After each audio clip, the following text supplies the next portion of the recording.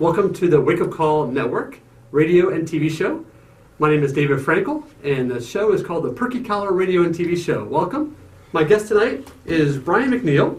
He's got a long list for me to read for you, so make sure I get it all correct. He is a published author of several books. Got The Shortcut. We got Ask Him for the Money. Show me the money. We'll play on words for Jerry Maguire. And we have Why Rhinos Make Great Salespeople. Okay, I'm not even done yet. Okay, that's just the beginning. He's also the founder of Very Personal Sales Coaching, as well as the Male Empowerment Networks. And last but not least, he's the president of ESP, which stands for Empowerment Speakerpreneurs. Please give him a warm welcome. Thank you, David, very much. My pleasure. Thank you very much. And the first thing I have to also know is, on top of all that, he's well dressed. You know, and look at the collar. Collar's nice and sharp, looking good. Oh wait, there's a secret. That's why. He's got this great product right here. I'll rock my Perky collar. If you want to look good, and you want to be successful, it goes hand in hand. All right, so Brian, so kick us off. We have a lot to cover in our 30-minute show. Tell us about one of the companies. We'll start with Very Personal Sales Coaching. Why did you get involved with that business, and a little bit about the business itself? I'll tell you, David, first off, I'm super honored to be on your show. And I do want to just say this, like I say every time I start any interview, that our lives are not scrimmages or practice games. There's no Martyrs Hall of Fame. Time to Speedster takes its toll, and for all of us, every day really is the Super Bowl, so this day matters greatly to me. This is a part of my Super Bowl, being on your show at this time of day. Can I be Tom Brady? Huh? You can be Tom Brady if you Excellent. like. Okay. I'm going to be James Harrison. No problem. 30 minutes to be Tom Brady. So anyway, it starts like a lot of times, you know, when you're on a sales force and then you start developing a legend, you know, and you start studying a lot, you become good, and then people start to hire you to train their salespeople, and then the bug hits after a while. People say things like, man, that's the best training I ever got. And the bug gets, man, I want to hang out my own shingle instead of doing it for just this company. Right. So my first company started in 1996. It was called Rhino Sales and Seminars, is what I wanted to do. And I thought I was going to only train contractors, you know, home improvement, pest control, any contractors. And I did that. What happened with me, like a lot of entrepreneurs, is I started the business, I made a lot of money, and then no money. And then a lot of money, and then no money. And it chased me back into a job. I had a wife at the time. You need a real job. So it took me 4 tries. If my wife is watching, that's exactly what she said. Almost the same voice. It took me 4 tries to make it stick. Right. So I figured out how to make it stick. And what I learned was, when companies hired me, it would always be the eager few. The eager, they really, really wanted the training. And then there'd be the few that definitely did not want it, but they were required to be there. And then there was the vast middle. And I had this great idea that I only wanted to work with the willing. Right. So I made my company Very Personal Sales Coaching. I changed the name because I only wanted to work with the people that wanted to be trained. Right. And I felt like most sales training missed the mark because it wasn't personalized enough. Mm-hmm. So I wanted to make it very personal sales training, because no one has seen everything that David's seen. No one's been where you've been. No one had your collection of thoughts and experiences. Sure. So I wanted to meet you where you were, to train people like you to sell better than they ever have before, so they can earn more money than ever before. Right. And I think a big part of sales success comes from how well can you get your personality, your flair, your creativity, your experience into the sales process. Instead of trying to be like the best salesperson, Mm-hmm. but to be you with the basic information. I call it coloring the training. Missing a lot of times. Coloring the training. You take the training, take as much training as you can, but color it with your personality. Right. Color it with your ideologies, and that way you can always be fresh. Right. You're not like anyone else. And I think a lot of companies make the mistake of assuming the best salesperson is going to be the best trainer. It's a big mistake. And that's, this doesn't happen. It's 2 mistakes they great do. athletes aren't great coaches. It just Right. goes hand in hand. Almost never, but it happens every now and then. But a lot of times they get the top salesperson. Well, since he sells better than everyone else, we're going to make him the sales manager. Right. It hurts the company 2 ways. You take a top salesperson out of the field and you hire a poor sales manager is what's going on. And then the other mistake they make is, if everyone says what the top dog says, we'll all get the same result. Well, the top dog is using verbiage that's familiar to him. Right. And if everyone tried to sound like him, at best they're going to be his poor imitations, and it doesn't work. Correct. So it just doesn't. Exactly right. Mm-hmm. And I'm glad we finally got that across. So I hope you guys are taking notes and listening. Yes. So if you own a company and you're taking your salesperson out of the field to be your sales manager, Mm-hmm. mistake number 1. Yeah. unless he wants to develop. Now, everything has to be, I don't think it's a question of being a good or bad salesperson or afraid or not afraid. It's the difference of trained or not trained. Right. Okay, trained or not trained. So once if someone, let's say that outstanding salesperson wanted to become a sales manager, he gets an override of the salespeople, but then he should learn how to become a sales manager. It's a different discipline. Sure. He should take classes on how to do it. Right. How to manage individuals. How to work with the willing instead of work with the needy. Sure. Those kinds of things. So it takes some training and development.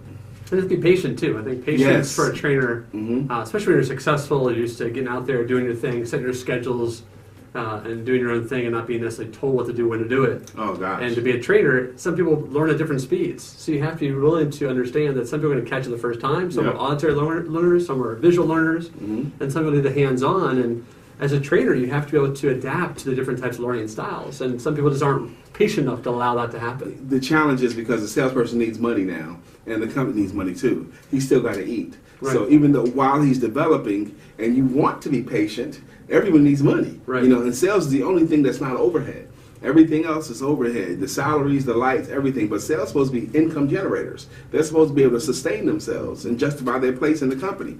And if they're not, then it's a big challenge. You don't have that you don't have forever to make money. You got to figure. That's why another reason why companies want to have a set training model and because you can get a predictable result.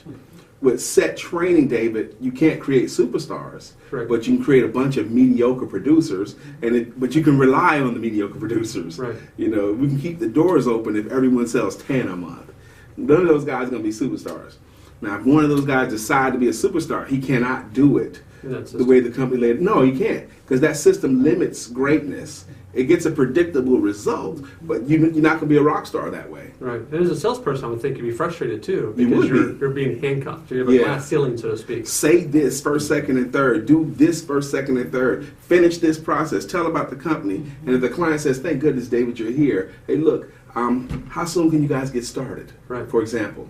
But your company told you, no, you can't do that. You got to show them the whole thing first. And then what happens is you frustrate the client. You potentially miss out on sales that you could have had in 4 minutes. Now you're there an hour and a half with nothing. Right.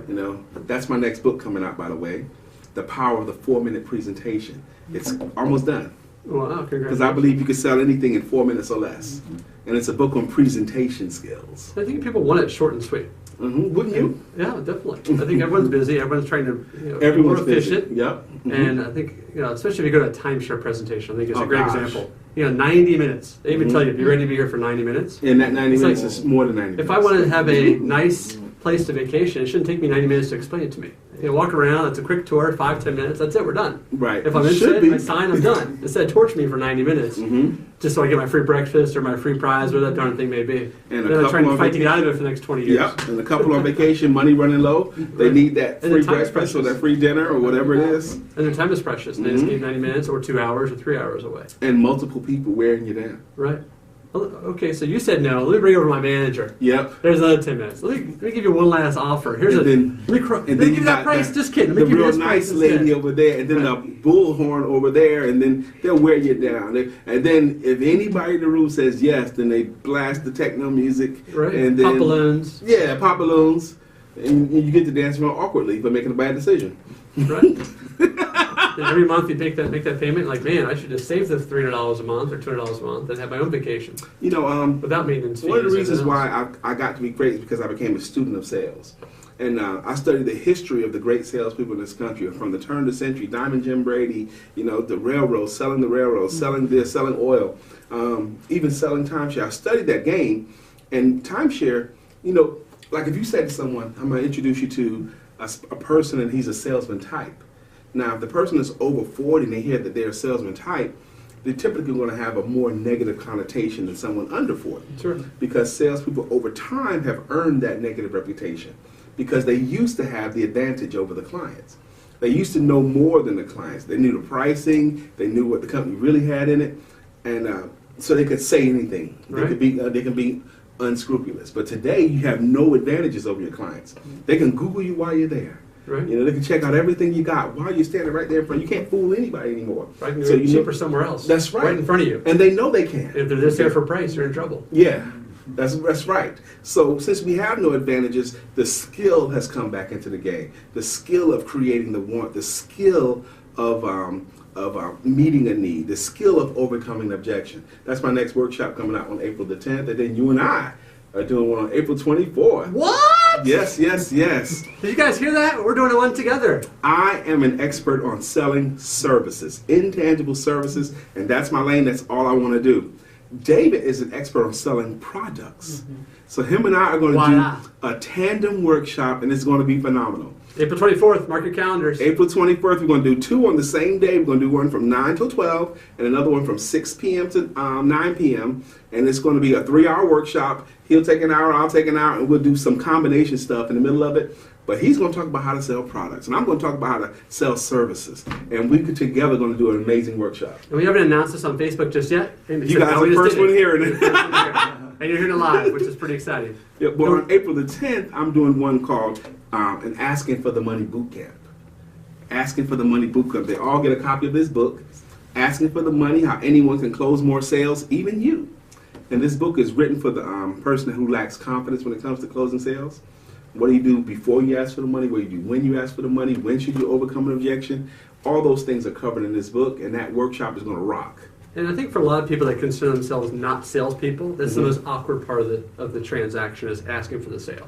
But I think if you build value and you're passionate and you're educating people, they should just say, it almost comes to the point where they tell you they want to buy, let's just move forward. Like, oh, you guys take credit cards? Yeah. That's a buying signal. Well, the close should be small and simple and obvious. If the close is challenging, if you have to do a lot of work when it comes to asking for money, typically something that happened before then, you either didn't do well enough or long enough. Right. Okay, so if you do a full presentation where you can do that and you honestly assess needs and values, then the close should be small. It should be a shorter time period. Very simple. It should be simple. Right. It should be the obvious conclusion of a good presentation. Right. And for me, with products, my trial closes, we take cash and credit card. Okay. I'm not saying I have to have it right this second, but that's kind of like, okay, go ahead and get that out if you're interested in the product. And for those people, they go ahead and proceed with payment, but it's not a hard close. It's not, you have to buy it today only. Those tactics don't work because they know there's online abilities too. Exactly. Oh, you can buy it online, or you can buy it on Amazon, you can buy it here, buy it there. But it is nice to buy it right in front of me, right on a tier. You take it, there's no, I do special when I do shows where there's no tax, there's no shipping, you're saving yourself $7 to $8. Yep. So that's really the incentive, but I don't beat them over the head with that incentive. Well, you it's can put just, the decision-making process behind you. Right, solve the problem now. No more. Why go home and wait and think about it some more?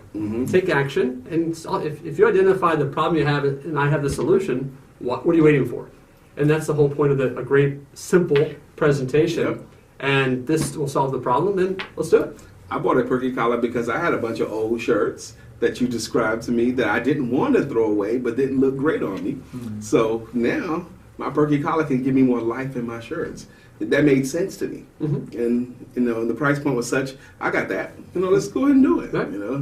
Right. Buying new shirts all the time. When I first became a student of my game, I thought the key to being a great salesperson was being a great closer.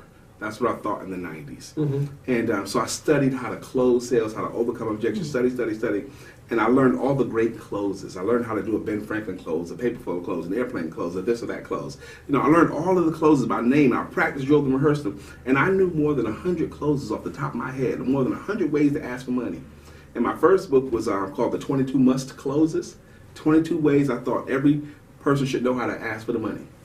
And but today, that kind of selling would not work at all today. Right. That worked in the 90s, but 2018, that won't work. Would you tolerate me trying all these different closes? No one would. Annoys you. Right. Especially if you have a sales background. Right. They recognize They're not going to play that. Nobody would go for that. Right. So I cannot sell today the way I sold back in the 90s. But I do think you need to learn 2 ways of closing sales. Okay. 2. And I'll leave Each paper out. Go ahead. I'll teach. Do we have time to teach? Sure.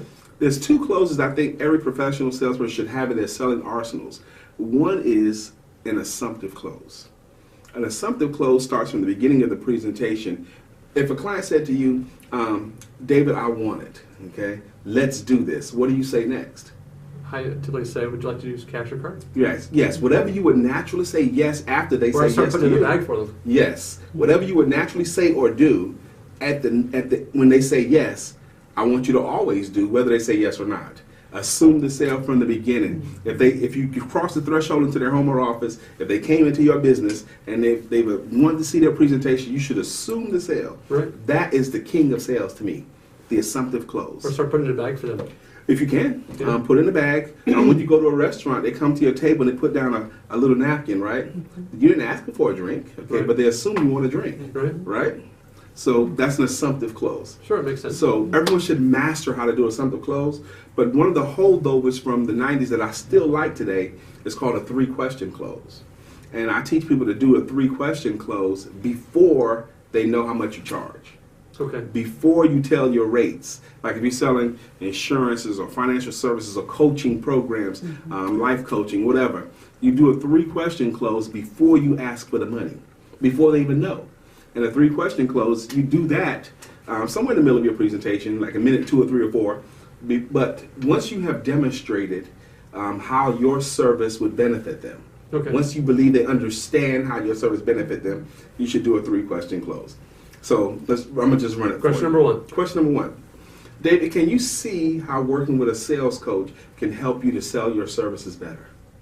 Yes. Okay, of course. That's the only answer I will tolerate. That is yes. Question number 2. Now, I wouldn't count this out to a client, but well, are you interested in selling your services better than you ever have before? Of course. Okay, great. Now, It does sound pretty assumptive as well. yes, and it does sound pretty assumptive. Right. So there's 2 questions I've asked so far, and the only answers I would have tolerated is something in the affirmative. Yes. And he did give me yeses. If he tried anything other than yeses, I would have challenged him in a nice way. Okay. Right. And the third question. Be nice to me. Mhm. Yeah, everyone watching. I would. Okay. And the third question. Don't David, challenge me. if you was ever going to start the process of greatly improving your sales, when do you think would be the best time to start that? Right away. Right away. Now, there's 2 answers I would tolerate in the third question, either right away or sometime in the past. Okay? So question 1, can you see how this would da-da-da-da-da? The answer should be yes, because you just demonstrated or proved to them that they can. Question 2 is, well, are you interested in getting this benefit or improving your life or working out or eating better or losing weight, whatever the benefit is that you're espousing? Are you interested in? Question 2. If you were ever going to start to enjoy those benefits, when do you believe would be the best time to start? Now, let's say they gave a nonsensical answer on question number 3. Okay? I'm going to wait till the spring. I'm going to wait till the winter. I'm going to wait till the summer. Okay? They start backpedaling. Okay? Now, they didn't say they could see how it benefits them. They didn't say they're interested in being benefited. And now they're going to give me something nonsense. I'm going to challenge the nonsense. Sure. Okay? So you're telling me you can see how this benefits you greatly, but you want to wait another 6 months before you start enjoying these benefits. Why would you do that? Is it going to save you money? Is it going to save you time? Is it going to help you feel better? So what you're basically saying is you're choosing to spend more money or to not do this or not get these benefits. And because what you're doing is you're telling yourself that you'd rather be worse off until you start. And that's not what I'm here for. Is it because change is scary? It could be because change is scary, but a lot of adults over the age of 30, David, they have made so many bad decisions that they're afraid to make any decisions. Right. So even if it's in their best interest, a lot of times they need your help to get them to do something that they wanted to do in the first place. You needed a professional. That's why a brochure can't do your job for you. Right. You know, and if you're an entrepreneur, the skill of selling or the skill of asking for the money is the one skill that you can't farm out. You can't abdicate that skill. You can't hire anybody to do it for you. If you are an entrepreneur, even if you were lucky enough to find a great salesperson willing to sell your stuff for you, that means you got 2 salespeople because you can't not be one of them. Right. If you're an entrepreneur, you have to be the chief salesperson of your stuff. Right. And I help you to do it better than you ever had before so that you earn more money than ever before. And that's a big factor for a lot of inventors that are watching the show is, and I talk to inventors all over the country, is they're great at inventing. They love the engineering side, love creating products.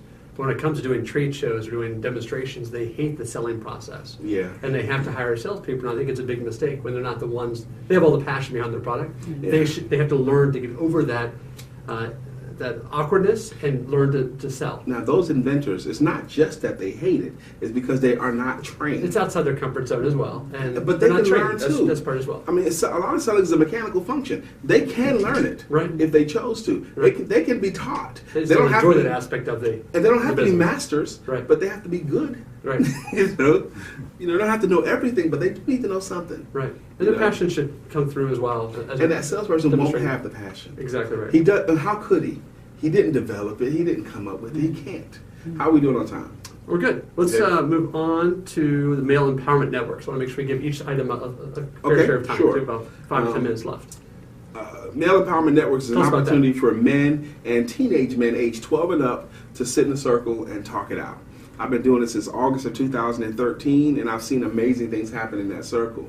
We only meet on the first and the third Tuesday of every month. We had our meeting last night, and it's just phenomenal. We had 6 guys in there under 25, and my regular cadre of adults, and a few people in there over between 25 and 29. And the kind of things that these young people are dealing with is different than what you and I dealt with when we were in school. But it was an opportunity for men to pour into young people and young people to pour into us, and men to be men.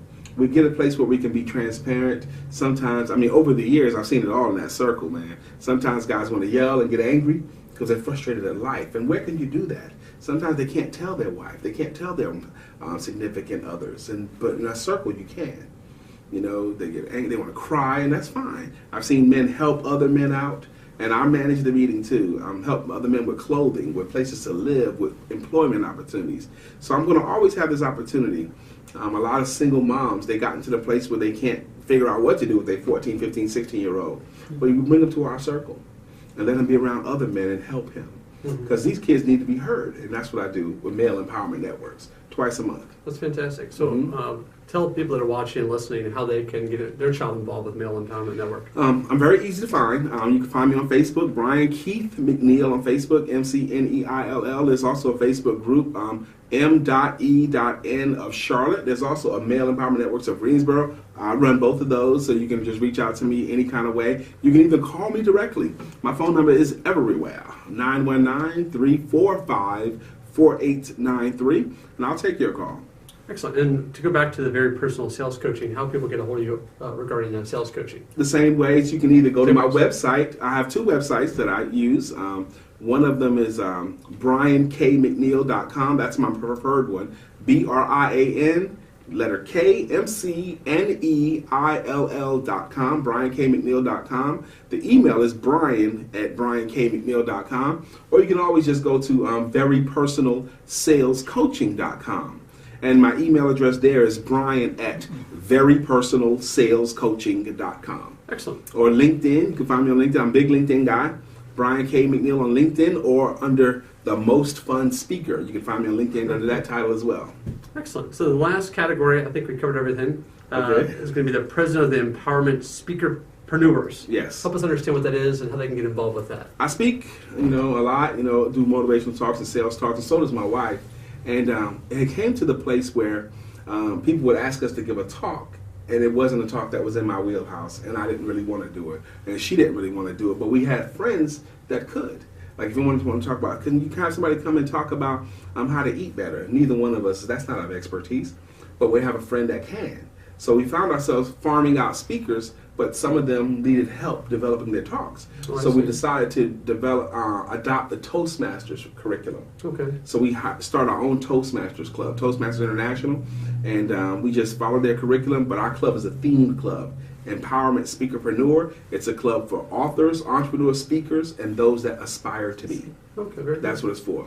So you can easily look us up, ESP, Toastmasters in Charlotte, or you can just reach out to me. You can reach out to my wife, Lisa Santiago McNeill, and we'll plug you in. Now, we meet every Tuesday for ESP, every Tuesday at noon. Okay. Where is it the same place? Or? We meet at Advent Co-working Space on Louise Avenue in Charlotte. Okay. Excellent. And obviously, I think a lot of people, the one thing they fear is public speaking. Yes. So they may have an expertise in a certain field, but they just have a hard time getting that information out. So it's great that you're able to help them learn their communication skills, conquer that field, get outside their comfort zone again. And it's the number one thing you can do to boost your self-confidence. But if you're in a business where you earn your money based on how well you communicate or how well you get across a thought, and you're not a part of a Toastmasters, in my opinion, you're just not taking yourself seriously yet. Right. You just, it's for what you get for what it costs. For about $50 for 6 months' time, on average, that's what it costs. You just cannot beat the training and the skill set development. And it's the repetition, too. Yes. Get up there, do it. I tell kids, and I do a lot of work with community house, actually overall middle schools for CMS. I'm working at Community House Middle School, J.M. Robinson Middle School, and many others in the Charlotte area. And I tell the kids that are in 6th grade, 7th grade, 8th grade, get over your fear of public speaking. It is so important. It will be a glass ceiling for you in your career if you cannot do public speaking. So get over it, stop complaining about it, embrace it, and speak and speak and speak. And the more you do it, the better. Exactly right. That's a big part of it as well. Yep. So thank you for an opportunity to show my books. Sure. So the last couple minutes, let's plug the books. Can I talk up? Sure. Go ahead. The first book here, The Shortcut. I used to recommend people read Og Mandino's The Greatest Salesman in the World first, and I still do because that gets your mind ready. But it doesn't tell you what to do.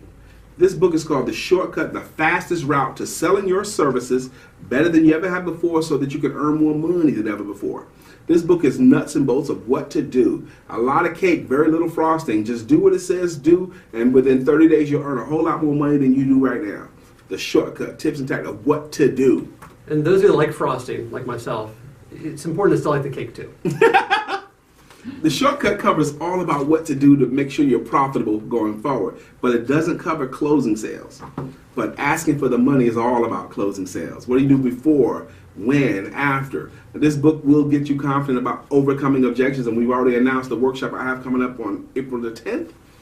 And I'm very proud about my children's book. My children's book is called Why Rhinos Make Great Salespeople, featuring Mr. Randall the Rhino. And it takes place in a schoolhouse, and it's a career day, and he's giving a talk on why rhinos make great salespeople, and it's metaphors. Like rhinos have thick skins, which equals not taking things personally. Mm-hmm. You know, rhinos are physically strong, which equates to determined, great hearing, poor eyesight, all those things. Mm-hmm. But the coolest thing, and last thing I'll say about the rhino is the way their legs work. Mm-hmm. Because a rhino is physically unable to walk backwards. So when you go for your goals in life the way a rhino would go for their goals, the only physical option you have is continue going forward until you reach your objective. So that's it. That's very interesting. And I think as an entrepreneur radio show and TV show, be the rhino. Because that's right. Only go forward. You have no idea how close you are to hitting your goals. Mm-hmm. Just don't go backwards. You can stop or go around, but you can't back up. Or go slower. Or go slower, but you don't back up. Keep going forward. Those good things are ahead. That's right. Well, excellent. Thank you so much for being here. Thank you for this time. Oh, my pleasure. You had lots of great information in today's show. Thank you so much for tuning in. As always, you're watching the Perky Collar radio and TV show. And you will see this show live on Facebook today, and then you'll see it on Facebook again released, fully edited, in a couple weeks. So we appreciate you tuning in. And again, thank you to Brian McNeill for being my guest today. Thank you very much. Have a great afternoon, great evening.